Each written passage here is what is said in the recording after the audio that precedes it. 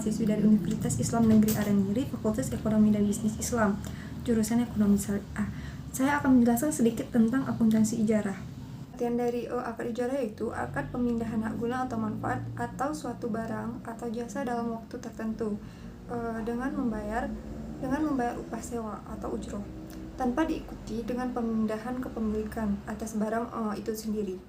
Jadi, ijarah dimaksudkan untuk mengambil manfaat atas suatu barang atau jasa, mempekerjakan seseorang dengan jalan penggantian membayar sewa atau upah sejumlah tertentu. Ijarah sejenis dengan akad jual beli, tetapi yang dipindahkan bukan hak kepemilikan, tetapi hak guna atau manfaat. Adapun objek ijarah yaitu karena yang ditransfer adalah manfaat dari suatu aset, sehingga segala sesuatu yang dapat ditransfer manfaatnya dapat menjadi objek ijarah. Adapun rukun ijarah itu sendiri terbagi 3. Yang pertama yaitu pelaku sewa, penyewa atau yang menyewakan. Kemudian yang kedua yaitu objek yang disewakan. Kemudian yang ketiga atau yang terakhir yaitu akad ijarah. Kemudian adapun manfaat dari ijarah ini sendiri terbagi 2, yaitu yang pertama aset dari benda yang tidak bergerak seperti mobil, rumah, motor dan sebagainya. Sedangkan yang kedua yaitu dari hasil manfaat dari hasil karya atau pekerjaan seseorang. Kemudian adapun alur transaksi ijarah yaitu yang pertama Bank Syariah sebagai pemberi sewa barang dan jasa, yaitu negosiasi dari akad ijarah. Kemudian yang kedua membeli barang atau jasa pemasok, yaitu objek ijarah. Yang ketiga menggunakan objek ijarah, nasabah sebagai penyewa. Kemudian yang keempat membayar sewa pada bank. Yang kelima yaitu mengalihkan hak milik barang ijarah pada akhir masa sewa, khususnya IMBT. Adapun rukun ijarah yaitu yang pertama pelaku ijarah, balik atau cakap umur. Kemudian yang kedua yaitu objek akad ijarah, yaitu manfaat aset dan pembayaran sewa. Kemudian yang ketiga yaitu pernyataan atau sikat ijab kabul berupa pernyataan dari kedua belah pihak yang berkontak baik secara verbal atau dalam bentuk lainnya.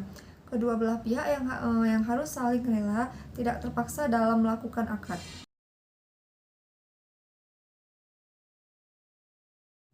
Kemudian perbedaan ijarah dengan leasing. Yang pertama yaitu keterangannya. Yang pertama objek. Ijarah manfaatnya barang dan jasa. Kemudian leasing manfaatnya barang dan jasa. Kemudian yang kedua metode pembayaran. Di sini ada perbedaan. Yang pertama, menurut ijarah tergantung atau tidaknya tergantung pada kondisi barang atau jasa yang disewakan. Kemudian leasing tidak tergantung kepada kondisi barang yang disewakan. Kemudian yang ketiga perpindahan kepemilikan, yaitu yang pertama ijarah tidak adanya perpindahan kepemilikan. Kemudian janji udah menjual atau menghibahkan di awal akad. Kemudian kalau menurut leasing itu yaitu sewa guna operasional, tidak ada transfer kepemilikan. Kemudian sewa guna dengan opsi memiliki opsi pembelian atau tidak membeli di akhir masa sewa. Sedangkan yang keempat atau yang terakhir jenis leasing lainnya yaitu lease push, yaitu tidak dibolehkannya karena akad gerahar yakni antara sewa dan beli. Kemudian sell and lease back yaitu dibolehkan. Sedangkan menurut leasing lease push dibolehkan dan sell and lease back dibolehkan juga.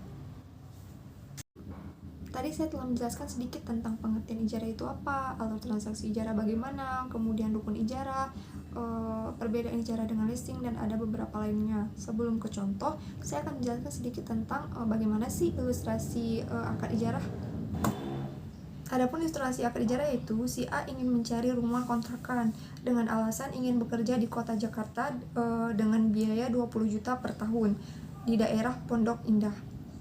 Kemudian lalu si A bertemu dengan si B yang merupakan pemilik rumah yang akan disewakan serta melihat kondisi rumah secara detail dari si B tersebut. Setelah itu si A sudah yakin bahwa isi dari rumah si B itu bagus dan menarik. Si B melakukan kesepakatan kepada si A serta meyakinkan dan si A menerima kesepakatan untuk menyetujui bahwa si A akan mengontrak rumah itu sekaligus rumahnya si B.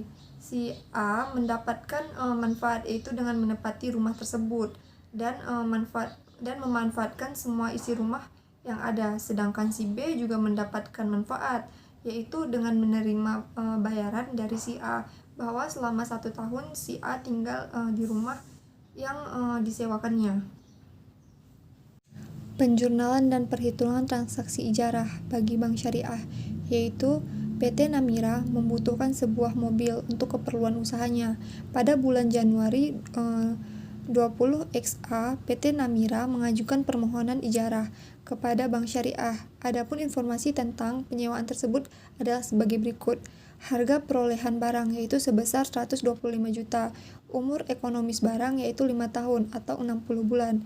Masa sewa yaitu 24 bulan. Kemudian nilai sisa umur ekonomis yaitu 5 juta. Sewa per bulan yaitu 2.400.000. Uang muka sewa yaitu berjumlah 7.200.000, sedangkan biaya administrasinya berjumlah 480. Adapun macam-macam ijarah yaitu yang pertama ijarah al-manfi, yaitu ijarah yang objek akadnya adalah manfaat atau benda. Seperti contohnya menyewakan mobil atau kendaraan, menyewakan rumah dan lain-lainnya. Yang perlu diperintahkan adalah tidak bolehnya menjadikan objek sebagai tempat yang manfaatnya dilarang oleh syara. Kemudian yang kedua ijarah al-jamal al-amal. Ijarah yaitu ijarah yang objek akadnya adalah jasa atau pekerjaan. Contohnya adalah penjahit atau jasa insinyur dalam membangun dan lain-lainnya. Dan tentunya manfaat yang diberikan tidak keluar atau dilarang oleh syara. Akad ijarah ini terkait erat dengan masalah upah mengupah. Ajar dapat dibedakan menjadi 2 macam, yaitu ajar khas atau pekerjaan khusus. Pekerjaan atau buruh yang melakukan suatu pekerjaan secara individual dalam waktu yang telah ditentukan. Contohnya pembantu rumah tangga, menyusui anak seperti zaman Rasulullah. Kemudian ajar mustorok, orang yang bekerja dengan profesinya dan tidak terkait oleh orang tertentu. Dia mendapatkan upah karena profesinya, bukan penyerahan dirinya terhadap pihak lain. Contohnya seperti insinyur atau pengacara. Kemudian yaitu adalah landasan hukum atau sumber hukum, yaitu merupakan segala sesuatu yang berupa tulisan, dokumen, naskah, dan sebagainya yang digunakan oleh suatu bangsa sebagai pedoman hidup pada masa tertentu. Dalam ajaran Islam, terdapat sumber hukum pokok yang menjadi pedoman atau rujukan bagi umat Islam. Yang pertama adalah Al-Quran. Dalam buku Ushul Fiqh 1 2018 karya Rusdaya Basri, kedudukan dari Al-Quran dalam Islam adalah sebagai sumber hukum umat Islam dari segala sumber yang ada di bumi. Kedudukan Al-Quran sebagai sumber utama dan pertama bagi penetapan hukum. Maka bila seseorang ingin menemukan hukum untuk suatu kejadian ada di dalam Al-Quran. Kemudian adapun yang kedua yaitu hadis. Hadis menurut istilah syara ialah hal-hal yang datang dari Rasulullah SAW, baik itu ucapan, perbuatan, atau pengakuan, takrir. Kemudian yang ketiga ialah ijma' dan qiyas. Ijma' masih banyak pendapat lain yang mengungkapkan mengenai pengertian dari ijma'. Namun yang pasti ijma' merupakan kesepakatan para ahli atau para ulama dalam menyelesaikan suatu perkara atau persoalan berkaitan dengan agama Islam. Sedangkan qiyas adalah penetapan suatu hukum atau perkara baru yang belum ada pada masa sebelumnya, namun memiliki kesamaan dalam sebab, manfaat, bahaya, dan berbagai aspek dengan perkara terdahulu sehingga dihukumi sama. Adapun yang keempat yaitu hadis, ijma' dan qiyas berfungsi menetapkan apa yang telah ditetapkan dalam Al-Quran agar dapat dipahami dengan sebenar-benarnya oleh umat Islam agar lebih paham.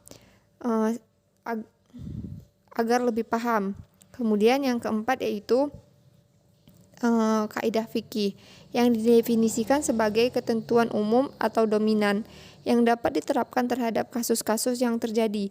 Cakupannya agar kasus tersebut dapat diketahui status hukumnya.